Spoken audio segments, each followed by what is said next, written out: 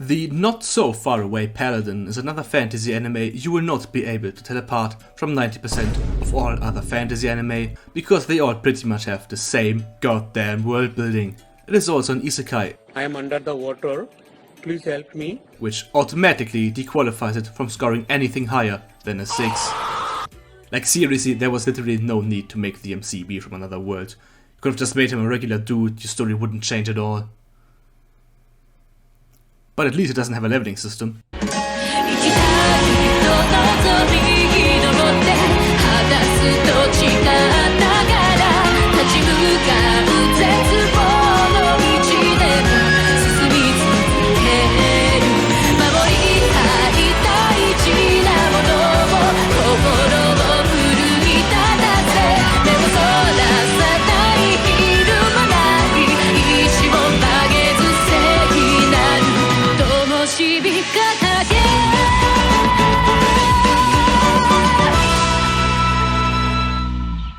The story begins with the protagonist William waking up as a child and seeing 3 undead.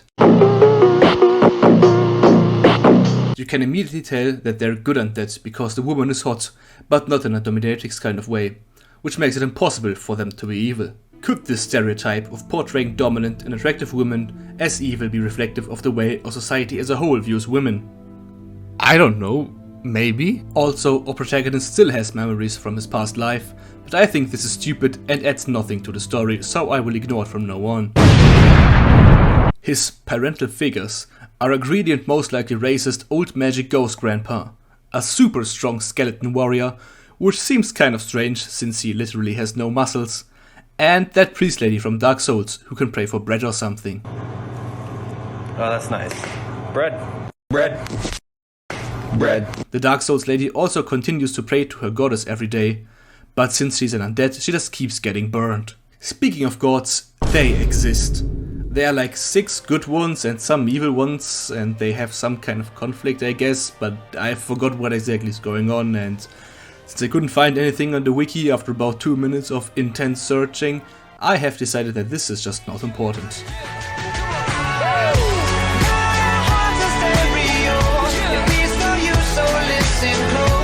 As the years go by, the undead trio teaches him everything he needs to know. Magic old ghost grandpa teaches him Latin.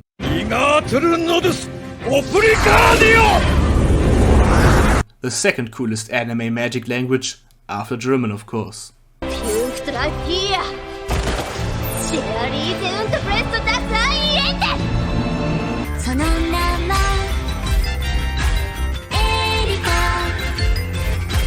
He initially wanted to teach him German, but he was scared about Mossad asking questions about why an Argentinian is fluent in German, so he decided to play it safe this time. The bloodless skeleton named Blood teaches him the ancient and honorable art of being a masochist.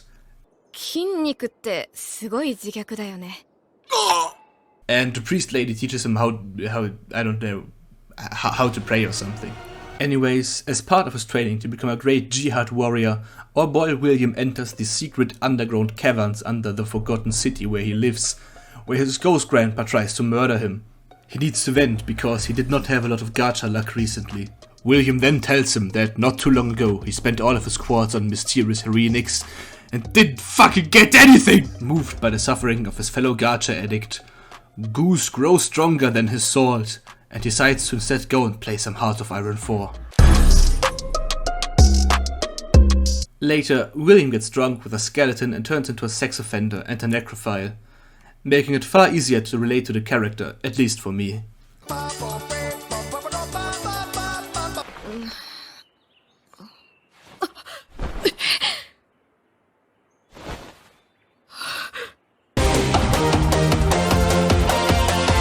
Then he fights the skeleton man, because now he's like an adult or something.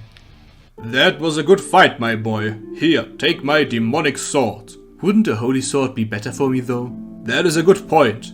Anyway, here's some background lore.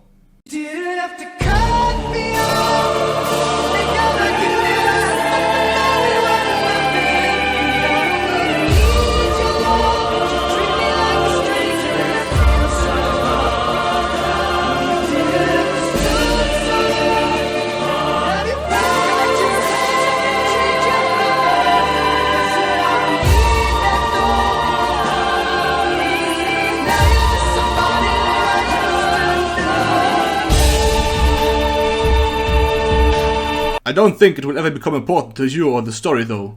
It immediately becomes important to the story, because it just happens so that right now the evil landlord appears. It turns out that in order to acquire this amazing real estate opportunity, William's guardians had to promise their souls to an evil god. But now they have raised William and have broken the no pet policy, and Stinkgate over here has come to claim their souls.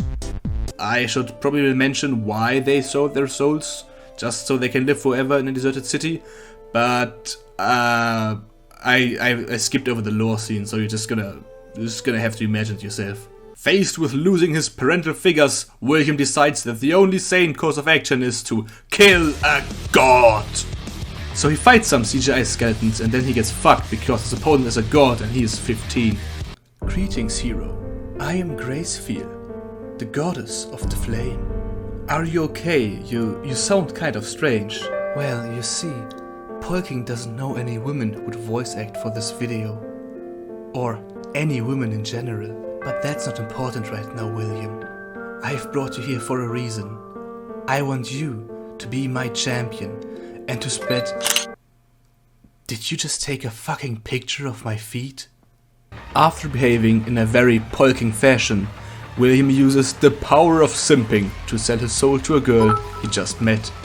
Now fueled by the holy power of Gracefield, or fucking Greisu Fururairu if you're Japanese, William continues to fight against the evil god Stagnate, who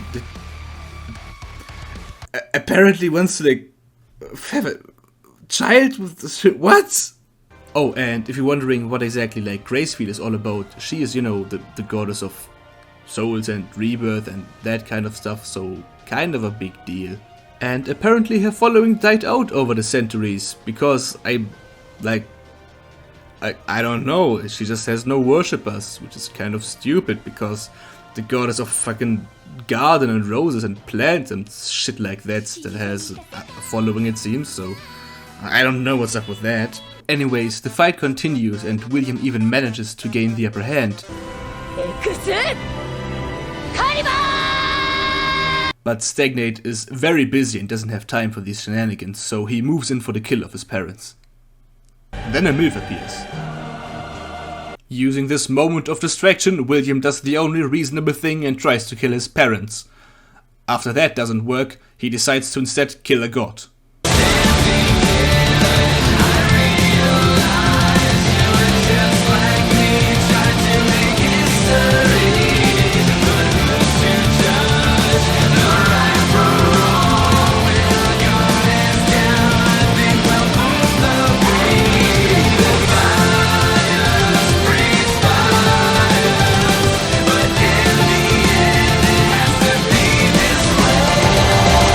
You have been defeated by the Faraway Paladin. What the fuck? This name doesn't even make any sense.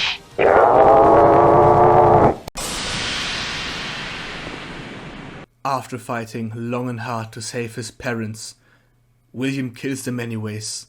Because his goddess demands a sacrifice. Offer up the souls of the unworthy. Let's forget the last gods. After losing 2 out of 3 of his parental figures, William initially wanted to turn to alcohol and become an edgy main character. But he realized 2 important things. First, he doesn't have spiky black hair. Second, he made an oath to the goddess of rebirth, and if he becomes an useless alcoholic with 16, she might be pissed and let him reincarnate as a worm, or, far worse, make him French in his next life. Not willing to take that risk, he decides to leave and forcefully convert the native population to his forgotten religion. Remember that, technically, he is an interdimensional invader. The first target of his new holy war against everything that moves, I guess, is the nearby area of Beastwoods, whose tourism department must be having a very hard time. Gracefield then tells him to beat up an elf, so he does that and forces him to join his religion. So some stuff happens, they fight some monsters, meet famous Jedi Knight Anakin Skywalker, and a weird old ghost lady who disappears, I guess.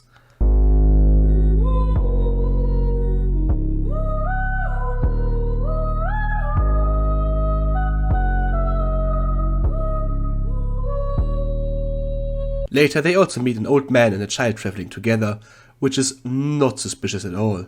Please keep in mind that since the faith of Gracefield doesn't exist anymore, William has no moral guidelines on how to react to child trafficking, so he just decides to go along with it. They then enter the great city and everyone is having a pretty good time, until a fucking dragon attacks. William just fucking strangles him to death and is then invited into an audience with the local prince or whatever. I'm very impressed. Killing a flying salamander all on your own. Well, I am an anime protagonist. Very cool. Tell me, hero, what do you want to do next? Well, I kind of want to assemble a private army under my control and pay them with the totally not cursed gold my ghost grandpa gave me, and wage a holy crusade against some animals in the forest and spread my religion you most likely have never heard of. Seems cool. So, William assembles an army, and one of the guys is really hot.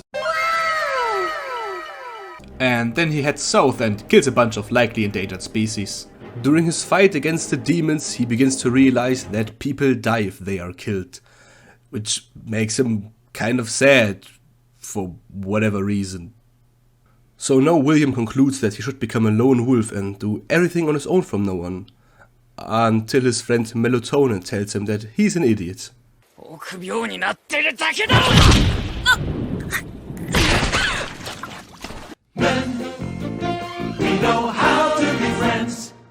Then they kill some more endangered species. The show ends with William establishing a centralized theocracy. I'm not lying, this is what his elven friend says in the last episode. デーモン退治の過程でお前はこの地域の流通も権威も軍事力も裁判権も全部掌握しちまったんだよ。Nice. The anime ends on a high note with the villagers of Beastwood deciding to dedicate their first shrine to the goddess Gracefield, and William being on the highway to becoming a feudal landlord. And personally, I am just happy I'm finally done with this video.